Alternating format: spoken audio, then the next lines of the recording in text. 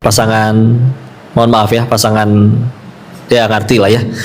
Terus dan dia virusnya itu adanya cuman di cairan tubuh, lebih tepatnya di cairan kelamin sama darah. Makanya bisa nularnya, mohon maaf, kalau hubungan badan doang atau ya transfusi darah. Di air liurnya itu kan cairan tubuh, dia ada HIV-nya nggak? Ada tapi sedikit. Jadi kalau kita pengen ketularan HIV/AIDS lewat air liur, ibu harus minum air liurnya orang yang HIV/AIDS 1 galon baru ketularan.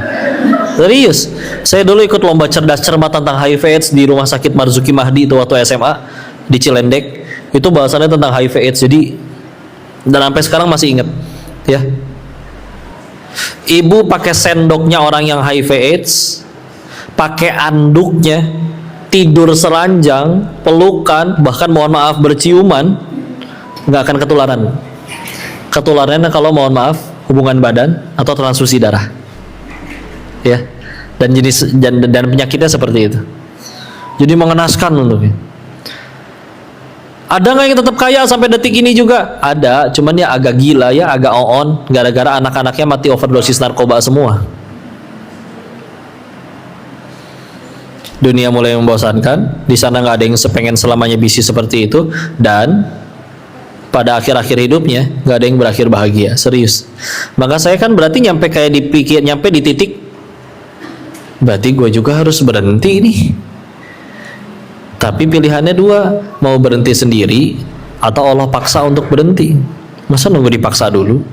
Karena akhirnya memang ada beberapa orang yang saya kenal berhenti dari bisnis seperti itu, tapi hampir semuanya kepaksa. Karena ketangkep kah? Karena istrinya kabur sama laki-laki lain kah? Karena mohon maaf, tadi udah kencing nanah kah? Ya. Naudzubillah. Nggak ada yang berakhir bahagia. Ya. Tapi kalau berhenti saya mau ngapain? Takut tuh. Ninggalin duit segini banyak di Indonesia mau ngapain? Mulai lagi dari nol, mending kalau jalan. Dimana lagi nyari uang sebanyak itu dan izin ya. Makanya kadang-kadang saya ketanya sama orang yang entah ngundang podcast, entah ngundang apa, pernah ditanya juga, kenapa sih harus ditulis itu ada tulisan mantan bandar judinya? Ternyata katanya mah alasannya biar orang teh pada mikir, badarnya aja udahan, masa pemainnya enggak. Serius, karena kalau pemain judi gampang tobat. Karena begitu dia kalah, dan pasti kalah, karena yang menang pasti bandar, ya dia mau ngapain lagi selain tobat?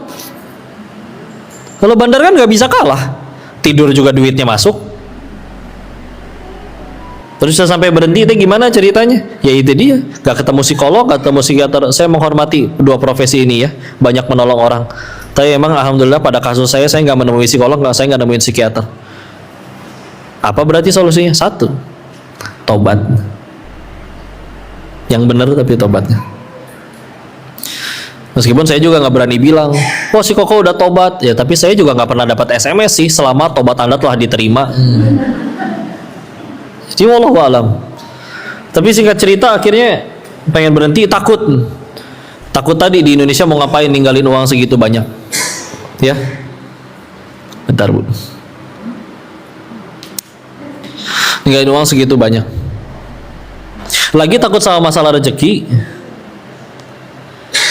Orang namanya bosan biasanya buka YouTube, lihat. Salah satu video yang muncul entah gimana malah videonya Agim.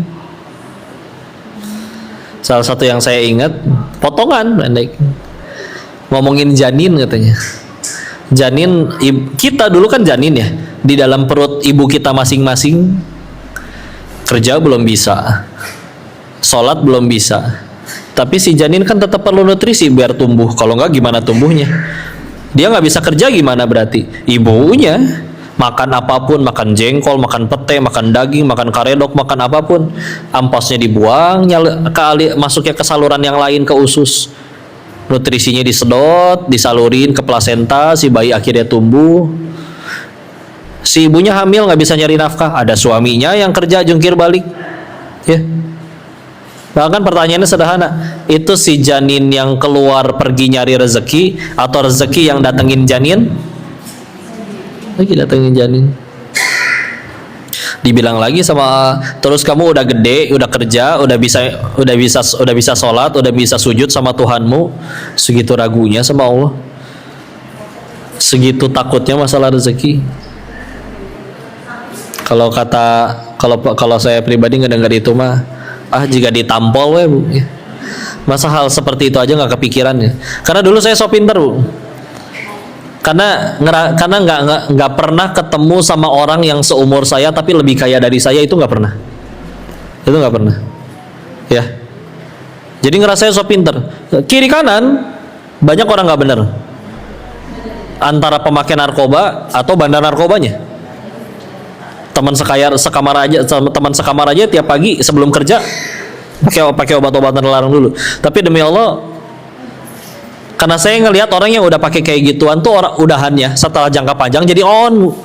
Kalau nggak pakai obat-obatan terlarangnya, diajak ngobrol tuh nggak nyambung gitu. Lagi ngobrol tuh bisa tahu-tahu diem, skip, hilang. Lagi ngomongin apa ya? Aneh orang teh. Jadi kayak udah pegat kayaknya Bu itu. Entah dalamnya kayaknya udah ada yang pegat itu. Ya. Jadi bodoh gitu ya. Udah gitu, dan saya berpikir apa yang saya dapat di sana itu dapat dari mikir, dari kecerdasan. Makanya demi Allah, meskipun saya hidup di sana, nggak pernah sekalipun mengkonsumsi narkoba, nggak pernah. Jenis apapun nggak mau. Ya, karena saya tahu itu merusak otak. Jadi si akal yang dibangga-banggain itu tuh, ketika tahu harus berhenti, tapi nggak tahu kalau berhenti teh ngapain di Indonesia, buntu. Takut sama masalah rezeki. Lagi takut sama masalah rezeki kayak gitu, tahu-tahu dengar pemaparan tadi kayak runtuh semua. Gila ya, hal semasuk akal itu aja kok saya nggak nangkep ya, nggak kepikiran. Ini yang akal yang dibangga-banggakan itu. Maka udah tutup YouTube-nya, pesen tiket pulang, nyantri di tempatnya lagi. Dan sengaja, karena harus maksain. Karena kalau benar-benar nyantri, alhamdulillah ada kesempatannya benar-benar mondok di situ. Mukim, berarti mukim handphone disita.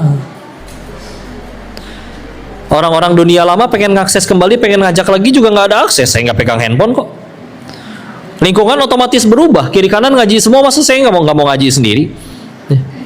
Ya. Dan emang uniknya, dulu dapat nasihat kayak begini. Ini mah nasihat orang Cina penjahat ya, yang belum kenal Allah. Jadi kalau orang mau bisnis haram, gede-gede sekalian. Karena kalau udah mau bisnis haram, dapatnya kecil, cuman jadi coroknya. Atau buat apa? Peluang ketangkapnya gede, dapatnya nggak seberapa. Mungkin ini juga yang dipikirin sama para koruptor. Makanya mendingan sekalian banyak gitu. Ya. Dan ada nasihat lain, yaitu ini mah nasihat orang Cina zaman dulu ya. Kamu jangan makan dan berak di piring yang sama. Maaf bahasanya kayak begitu ya. Kamu jangan makan dan berak di piring yang sama. Maksudnya apa? Kamu makannya kan dari bisnis judi, maka kamu nggak boleh judi.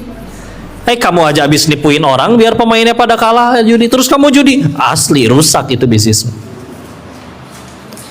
Karena saya nggak suka dulu main, karena saya tahu saya dapat duitnya dari ngakalin orang supaya orang pada kalah.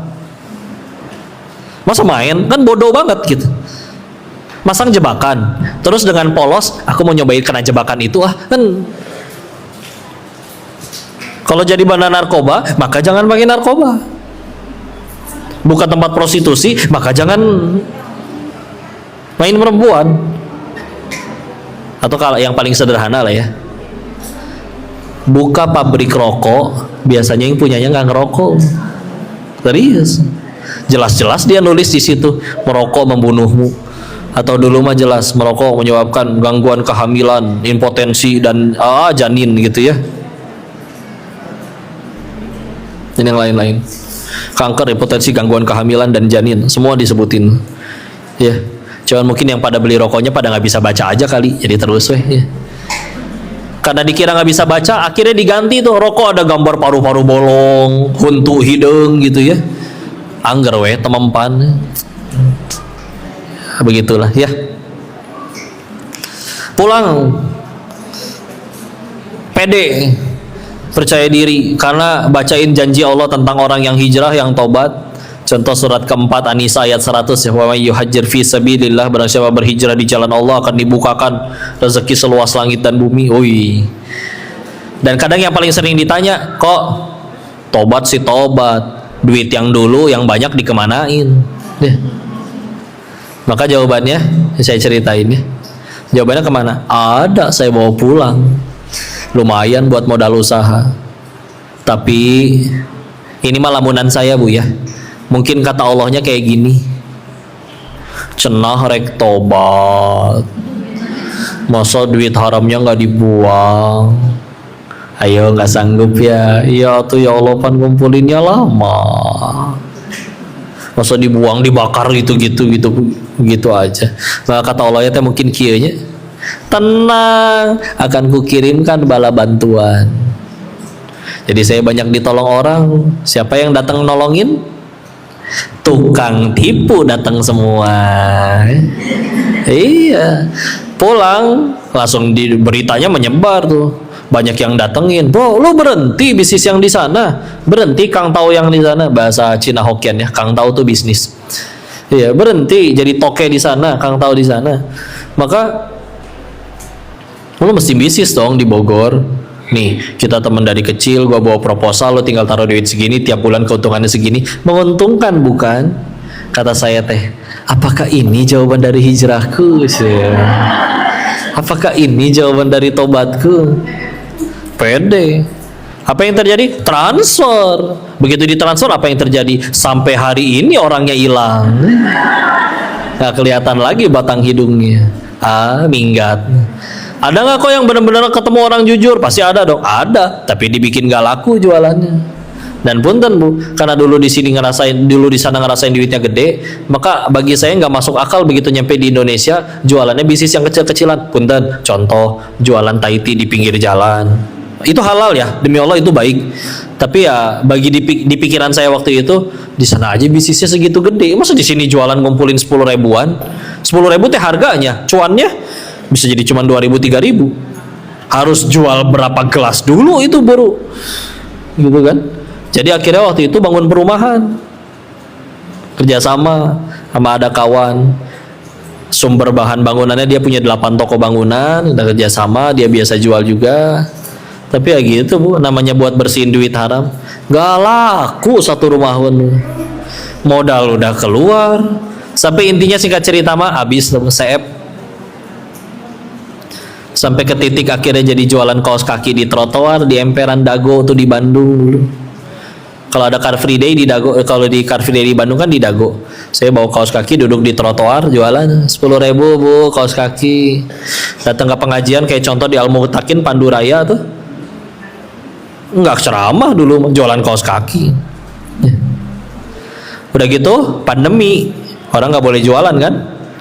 Lowongan yang paling banyak terbuka saat pandemi ternyata adalah kurir, karena orang jadi pada pesan online semua. Akhirnya kerja jadi kurir di JNT Pandu Raya situ.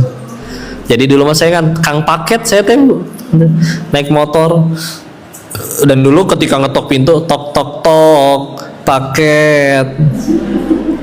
Dan dulu begitu buka pintu mah nggak ada yang berkata, kok Denis kok? Sahasia boro-boro. Nggak ada yang kenal, siapa lu bro? Yang ada suruh lempar, udah timpuk aja lempar ke dalam. Gimana kan COD, ibunya pasti keluar lah ngasih duit ya. Sehari nganterin 60 paket 70 paket motoran. Jadi menghargai tukang paket tuh, karena mereka bawa jas hujan satu, tapi mendingan buat barang daripada buat badan. Tahu sendiri Bogor hujan wae ya.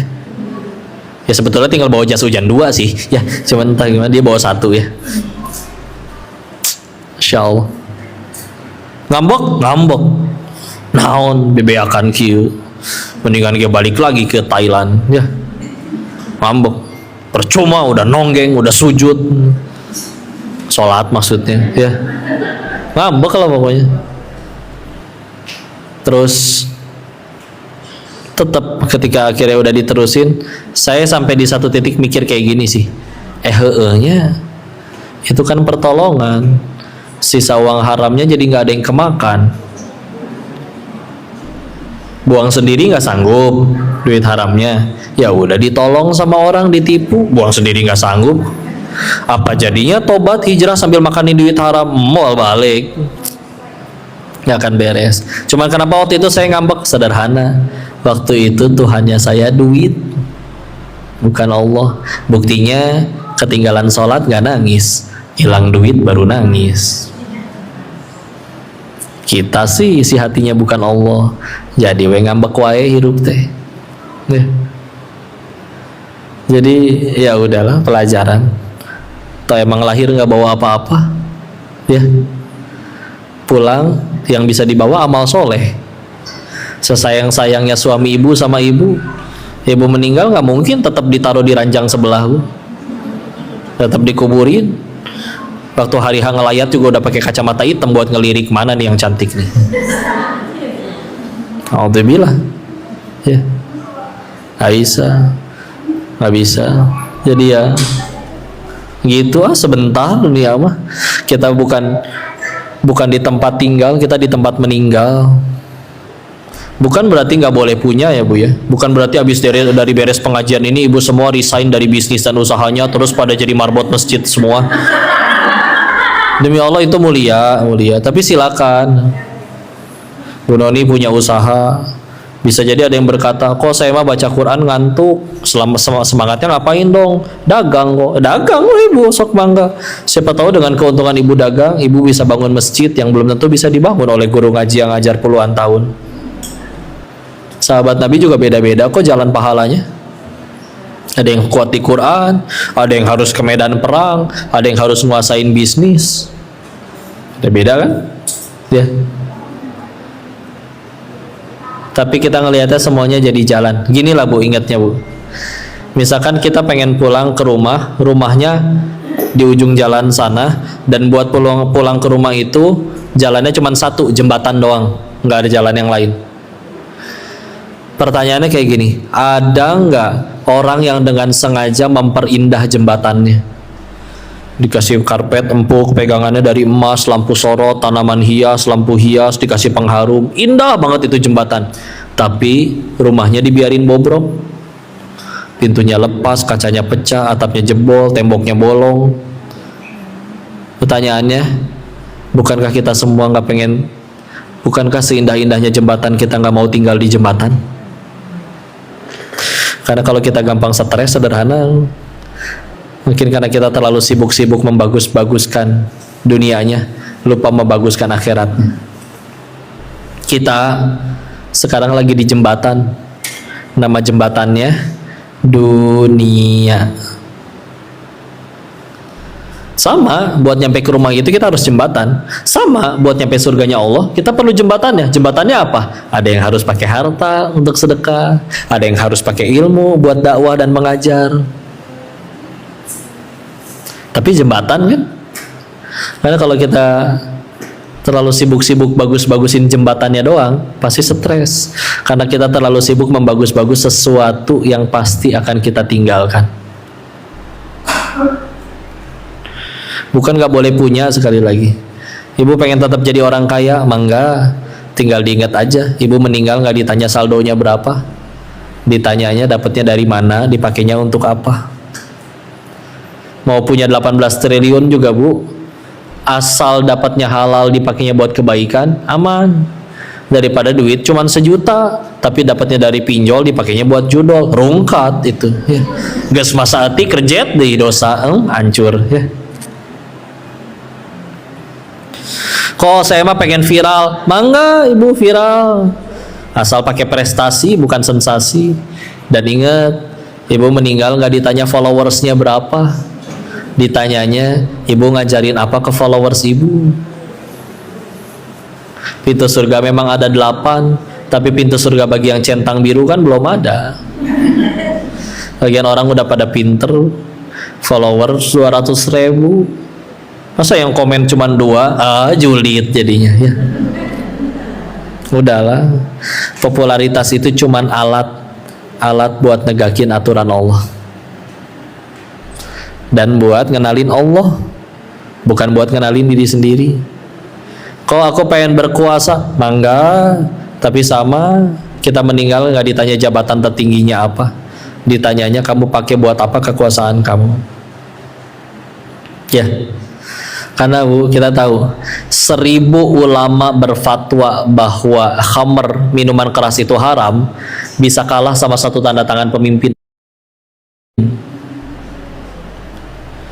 yang mengizinkan untuk minuman keras dijual di diskotik itu. Yang di pinggir jalan yang nggak ada izinnya mah digerebek-gerebekin, ditangkap, tapi giliran di diskotik mah boleh jualan, kan sama minumannya. Licik orang teh. Ya. Sama kekuasaan cuman alat buat negakin aturan Allah. Nggak akan ditanya jabatan tertingginya. Kamu gunain kuasa untuk apa? Kan kadang kita nemenin teman, nasihatin teman kerja, Bu. Bro, duit lu banyak, bayar zakat dong. Kita bisa diomelin balik, siapa sih lu ngatur-ngatur gua, duit-duit gua. Tapi coba kalau yang ngomong bosnya, yang punya jabatannya, hei semua karyawan, akhir bulan semua gaji saya potong ya 2,5% untuk zakat. Gak suka, cari kerja tempat lain. Enak ngomongnya, karena punya kuasa. Dan kekuasaan itu cuma alat. Ya. Nah itu dia. Bukan berarti kita nggak boleh bahagia di dunia, bukan berarti banyak uang teh dosa, punya jabatan itu dosa, enggak, bisa jadi pahala. Tapi ingat itu dia tadi, semuanya cuma jadi jalan untuk tambah dekat sama Tuhan. Gitu. Enak kan nanti jadinya hidupnya buat Allah. Nolongin orang juga sama, ya, orangnya balas budi, nggak balas budi, urusan dia. Kita nolongin dia kan bukan supaya dia suka, biar Allah suka, weh. Tapi kelakuannya nyebelin kok, ya meninggal nggak ditanya kelakuan dia, ditanya kelakuan masing-masing. Tapi kamu nggak marah, kamu kan udah baikin dia, dia malah jahat. Tenang aja, saya bakal mati, banyak dosa. Nabi Adam aja diusir dari surga, dosanya 1. Kita pengen ke surga, emang dosanya 1. Kayaknya kalau suatu saat kita berusaha nyampe surga ngandelin amal sendiri mah pesimis. Ya Allah, kok saya sholat lupa rakaat wae, zuhur 2:30, asar 5:30, gara-gara nanggung 2 episode lagi, ya kan?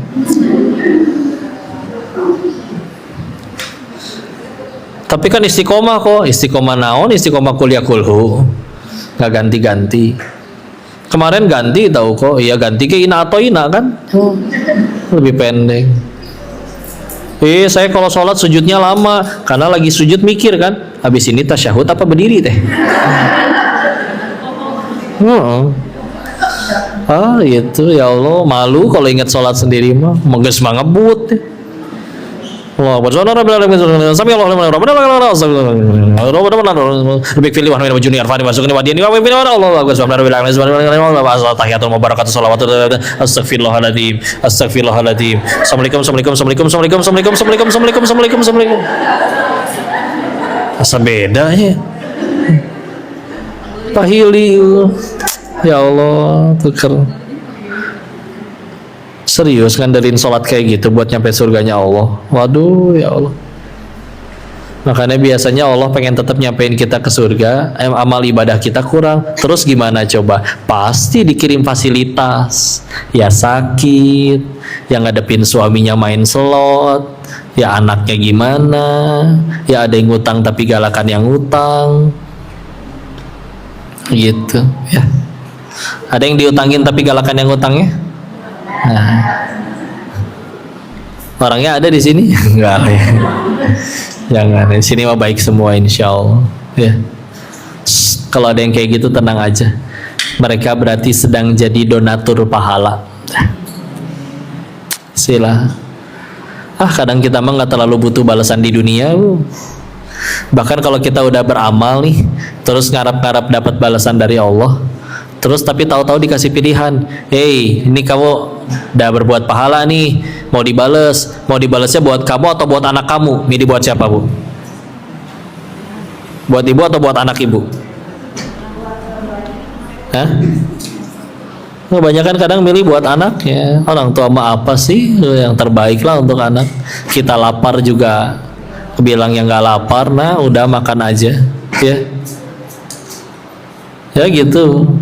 Tapi bisa jadi kebaikan-kebaikan yang kita dapat hari ini, wallahu a'lam, bisa jadi bukan karena ibadah kita yang segitu-gitunya, tapi bisa jadi karena mungkin dulu ibu kita pernah nolongin orang yang ngedoain anak yang dapat kebaikan. Nggak pernah tahu kita mah, ya Allah. Mungkin dulu sabarnya orang tua kita ngadepin itu. Mungkin dulu orang tua kita pernah nolongin orang kelaparan. Orang yang kelaparan itu ngedoain, ya Allah, jaga ini keluarga dia, anak-anaknya dimudahkan hidupnya. Sedekahnya padahal cuma 3.000. Tapi ternyata kita yang hidupnya enak. Ini hari kerja, Bu. Orang mah ada yang lagi jungkir balik, dagang, jualan, kerja. Ibu bisa ngaji di sini, jangan lupa disyukuri itu. Nikmat yang luar biasa. Ya. Alhamdulillah.